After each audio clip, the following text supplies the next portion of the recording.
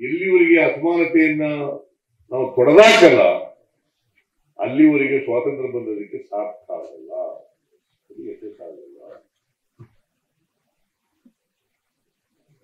ಅದಕ್ಕೆ ಅಸಮಾನತೆಯನ್ನು ತೊಲಗಿಸಲೇಬೇಕು.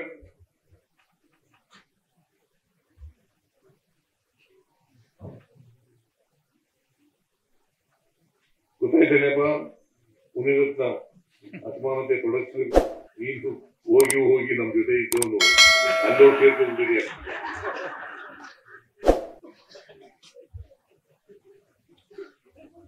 ಎಂಬತ್ಮೂರರಿಂದ 2013ರಿಂದ 18ರವರೆಗೆ ಪಾಪ ಒಳ್ಳೆಯವನಾಗಿದ್ದ.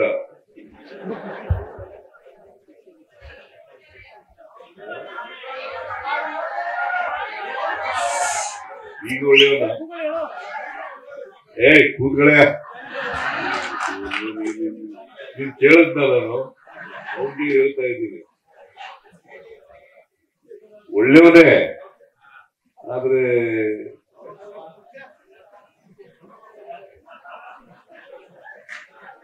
ಅವರ ಪಕ್ಷ ಇದೆಯಲ್ಲ ಅಸಮಾನತೆಯನ್ನು ತೊಡೆದಾಕಂತ ಪಕ್ಷ ಅಲ್ಲ.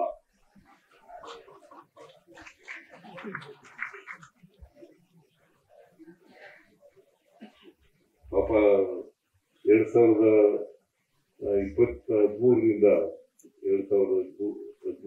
18ರವರೆಗೆ ನಾ ಹೇಳ್ದಾಗಿನ ಕೇಳ್ತಿದ್ದ.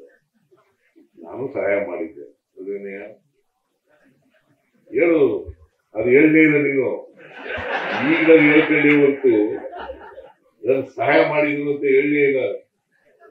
ಇವನು ಸೋಮಶೇಖರ, ಬೈತಿ ಬಸವರಾಜ, ಇವ್ರು 3 ಜನ ಬರೋರು. 3 ಜನ ಕೆಲಸ ಮಾಡ್ಕೊಂಡು ಹೋಗ್ಬಿಡೋದು. ಸಾವಿರಾರು ಕೋಟಿ ರೂಪಾಯಿ ಕೆಲಸ. ಗೊತ್ತಾಯ್ತ ನಿನ್ಗೆ? ಮತ್ತೆ ಅದು ಹೇಳು ಕೂದ್ರು. ಬಟ್ ಆದ್ರೂ ಒಳ್ಳೆ ಸ್ನೇಹಿತ, ನಮ್ಮ ಪರವಾಗಿದ್ದಾನೆ, ವೈಯಕ್ತಿಕವಾಗಿ ಪರವಾಗಿದ್ದಾನೆ. ಆದ್ರೆ ಅವನ್ನ ನನ್ನ ಪರವಾಗಿರಕ್ ಬಿಡಲ್ಲ. ಏನೇ ಆಗ್ಲಿ ನಾನು ಅವ್ರ ಬಗ್ಗೆ ಮಾತಾಡೋಲ್ಲ. ನನ್ನ ಬಗ್ಗೆ ಒಳ್ಳೆ ಮಾತುಗಳು ಹೇಳಿದ್ಯಾ, ಅದಕ್ಕೋಸ್ಕರ ನಿಮ್ಗೆ ಅಭಿನಂದನೆಗಳನ್ನು ಹೇಳಲಿಕ್ಕೆ ಬಯಸ್ತಾ ಇದ್ದೀನಿ. ನೀನು ಈ ಕ್ಷೇತ್ರದ MLA ಆಗಿದ್ಯಾ,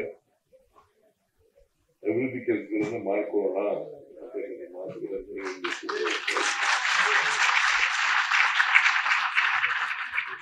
ಅದಕ್ಕೆ ಅಂಬೇಡ್ಕರ್ ಏನ್ ಹೇಳಿದ್ರು, ಅಸಮಾನತೆ ಮುಂದುವರೆದಿದೆ. ಅಸಮಾನತೆಯಿಂದ ಯಾರು ನರಳ್ತಾ ಇದ್ದಾರೆ ಆ ಜನರೇ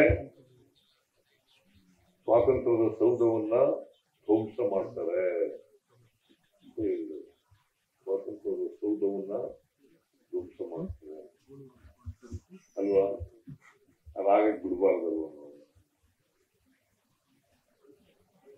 ಸೊ ಈ ಕನಕ ಕಾವ್ಯ ದೀವಿಗೆ ಏನ್ 3 ದಿನಗಳ ಕಾಲ ಮಾಡ್ಕೊಂಡಿದ್ದೀವಿ. ಇದರಿಂದ ಸ್ವಲ್ಪ ಆದ್ರೂ ಕೂಡ ಜನ ಜಾಗೃತಿ ಉಂಟಾಗ್ಲಿ ಅಂತಕ್ಕಂಥ ಮಾತುಗಳನ್ನ ಹೇಳಿ, ಕನಕದಾಸರ ತತ್ವ ಆದರ್ಶಗಳು, ಬಸವಣ್ಣವರ ತತ್ವ ಆದರ್ಶಗಳು, ಅಂಬೇಡ್ಕರ್ ಅವರ ತತ್ವ ಆದರ್ಶಗಳು, ಬುದ್ಧನ ತತ್ವ ಆದರ್ಶಗಳು ಸ್ವಲ್ಪ ಆದ್ರೂ ಕೂಡ ನಿಮ್ಮ ಜೀವನದಲ್ಲಿ ಅಳವಡಿಸಿರ್ತಕ್ಕಂಥ ಪ್ರಯತ್ನವನ್ನು ಮಾಡಿ ಅಂತಕ್ಕಂಥ ಮಾತುಗಳನ್ನ ಹೇಳಿ ಈ ಕಾರ್ಯಕ್ರಮದಲ್ಲಿ ಅತ್ಯಂತ ಸಂತೋಷದಿಂದ ಭಾಗವಹಿಸಿ, ಇನ್ನು ನಾಳಿದ್ದು ಇನ್ನೊಂದು 2-3 ದಿನಕ್ಕೆ ದೀಪಾವಳಿ ಹಬ್ಬ. ನಿಮ್ಮೆಲ್ಲರಿಗೂ ದೀಪಾವಳಿ ಹಬ್ಬದ ಶುಭಾಶಯಗಳು.